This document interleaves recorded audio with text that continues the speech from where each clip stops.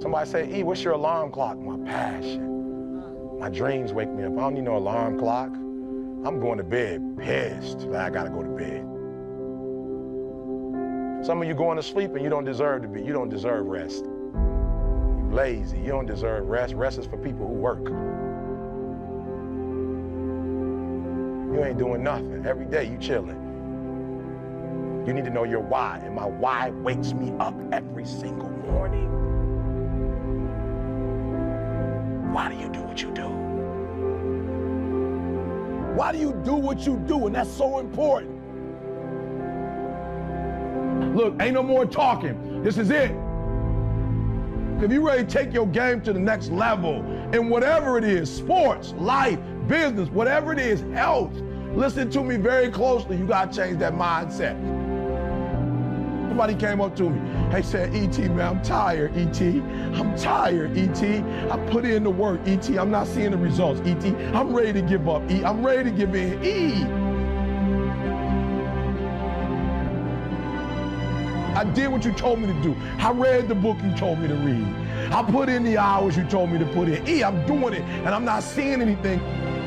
My why is every single day when I wake up, every minute of the day, every hour of the day, I have an opportunity. Somebody who quit, somebody who gave up, somebody who stopped in life. I have the power, at my nickname, the refresher. I have the power as the refresher to make you believe again, to make you get up when you got up 3 times and you say, I'm not getting up no more.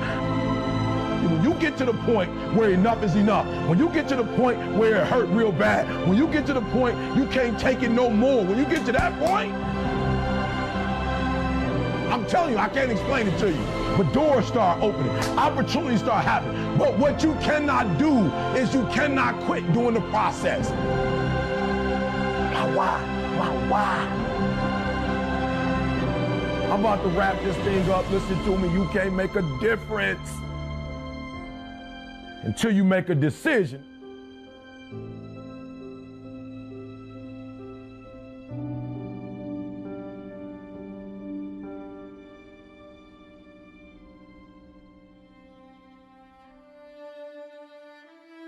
And I do want to say this to those of you who are watching who are not yet where you want to be, like, keep going.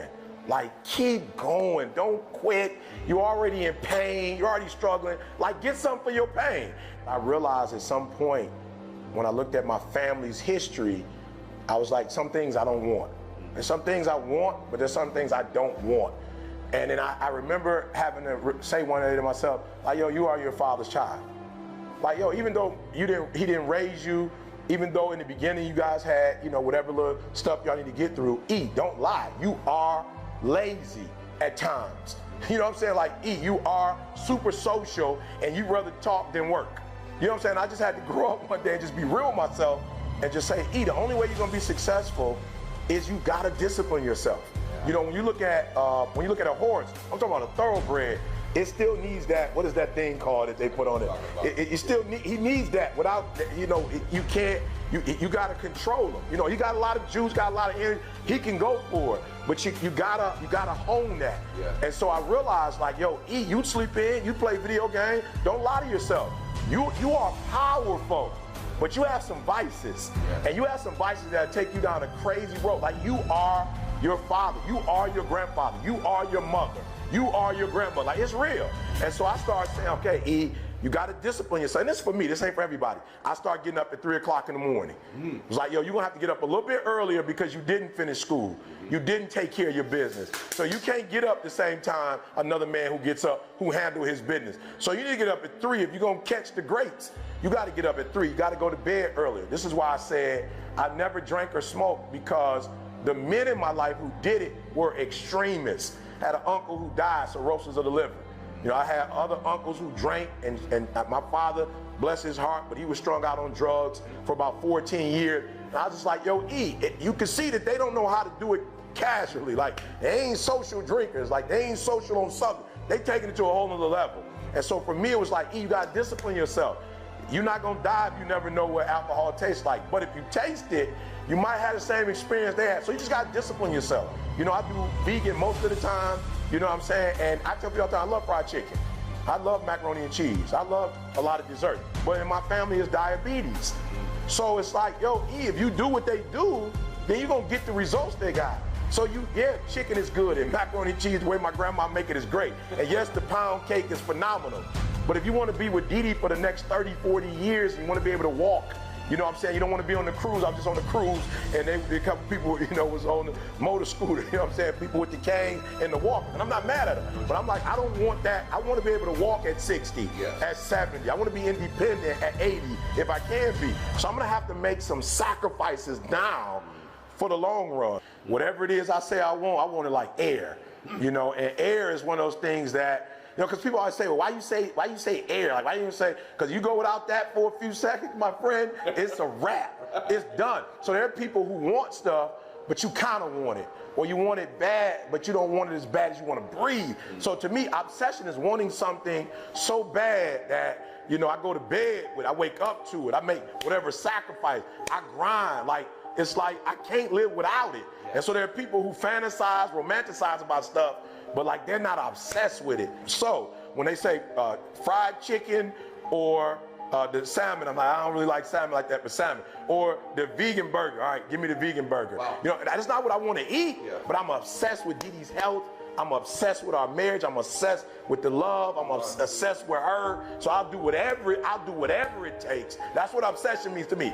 Not saying it or dreaming it or offending, but I'll do whatever it takes to make that dream become a reality. As I've been, speaking for over 20 years, I study people. And I'm like, yo, my man graduated magna cum laude, summa cum laude. Why is he broke? Right. I'm just like, I was confused. I'm thinking if I was that smart, it would seem like I would just own half the world. Exactly. But what I realized is it doesn't make a difference if you're smart, born in a wealthy family, born broke. I realize what makes people different is the energy level that they have, and the energy level is because of what's driving them. You feel me? So if you got a Ford Focus, that's a baby engine. It's nothing wrong with a Ford, but it's just a baby engine. And when I was coming around here, I could tell it's not gonna make it, in all these neighborhoods right here. You know what I'm saying? But when you look at an F-150, that engine it can pull a lot. You can put bricks in there. You can construction. You can, if you snowboard, whatever you want to do, you can put a vehicle on that sucker and drive it because of the engine. And so what I try to explain to people is like, yo, you gotta understand that if you got these big old dreams with these little small engines, you got these big old dreams with AA batteries, bruh. Big old big old dreams with a D battery. You can't power nothing with that. So when I say Dee Dee, that's like that's a big engine. That's V12. That's like, don't give me all. So you got 87 octane, you got 89, you got 93. It's all gas, but it's different. And so when I say a gazelle, like a gazelle is only driven by, I don't want to get caught. You know what I'm saying? I just don't want to get caught. So when you're running because you don't want to get caught versus you chasing because you got to feed your you got cubs. It's just a difference. So after running for so long, first of all, I didn't have no plans on running. So that's number one. Like, I didn't have no plans on running. So now you got me running when I didn't have no plans on running. So guess what? After so long of running, and you still behind me, I'm about to give up because I didn't have no plans on running. So now it's like I'm running. I'm looking at you and you still behind me. And I'm just like, you know what? Since I'm not running toward nothing anyway, I just get weak and give up. But if I'm running towards you and saying, my wife got to eat, my son got to eat, my daughter got to eat, and they not going to make it if I don't come back with something, then I'm not going to stop until I get that thing. So that's why I'm saying, like, yo, what's pushing you? What's driving you? And if the right stuff ain't driving, look, you can't come back to Dee Dee and say, yo, Dee, I'm sorry, I ain't catch nothing today. You can't say that to Dee Dee. Dee Dee don't want to hear it. Dee Dee like, all right, go back out again then. Don't come back until you get it. And because I want to be with her, I'm like, Gazelle, it's just a matter of, look, I don't even have to be strong. I'm just going to keep running, and you're going to stop sooner or later, and I'm not going to stop. Dream big, but get small wins, though. You know what I'm saying? You can dream big, but get the small wins. And those small, I'll never forget hearing John Elway speak once. John Elway was like, yo, I became great by being good over a long period of time.